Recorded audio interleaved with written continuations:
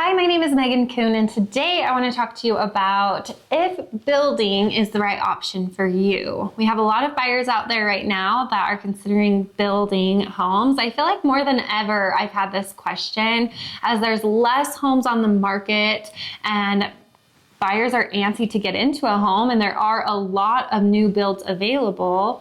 It's something to consider. And so I want to talk to you about some of the pros and cons. I did a video a little while back, and I'll tag it in the remarks of this video, about the 3 different ways that you can build a new home. There are lots of different options right now, whether you do custom or a spec home. So go check out that video if you are curious about building. It's going to help answer some of your questions. But today specifically, I want to talk about a couple of things you might not have thought of.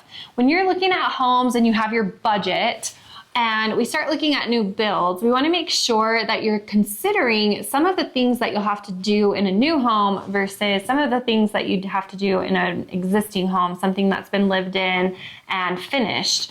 Now, most builders are not finishing basements in homes, so that's a big one. As you're walking through homes, finishing a basement can be really expensive. It's not something that you can necessarily put into your mortgage. And so when you buy a home that's listed a little bit higher, but it has a finished basement and it's finished, then your monthly payment will go up. However, you don't have the added expense of finishing the basement. It's part of your mortgage, those extra bedrooms, bathrooms, all of that. Now, when you build, you're gonna have to figure out the means to finish the basement if it's something that needs to be done. It does add some equity, so that can be a pro. As you put in the basement, you can make the value of your home increase because now you do have more bedrooms and bathrooms. But in some cases, it doesn't offset the cost of what it costs you to put in. So if you're simply buying a home to finish the basement and sell it, it probably isn't going to be worth it. But if you're going to live there for a while, it's definitely something that would be worth it. Now, something else to consider are window coverings. As you walk into a home that is finished and lived in, they usually have window coverings. Whether they're in good condition or not, that's something you have to consider. But when you go into a new build, that's not usually something that a builder will put in. And so putting window coverings in a whole home can get a little bit pricey. And again, it's something coming out of your pocket. We're not lumping that into a mortgage. And so you have to be able to have that cash available to put those in. If that's not something you really want to live without, especially if you have close neighbors. And so we want to make sure that that's within your budget and means to afford the window coverings for the whole home. Another thing that's not usually included in a new build is a refrigerator. This is something that isn't always included in an existing home as well, but it's never included in a new home in almost every case. And so that is going to be a cost, whether you can bring your refrigerator from your current home into your new home, or you may have to buy one. And so that's something to consider, an extra cost.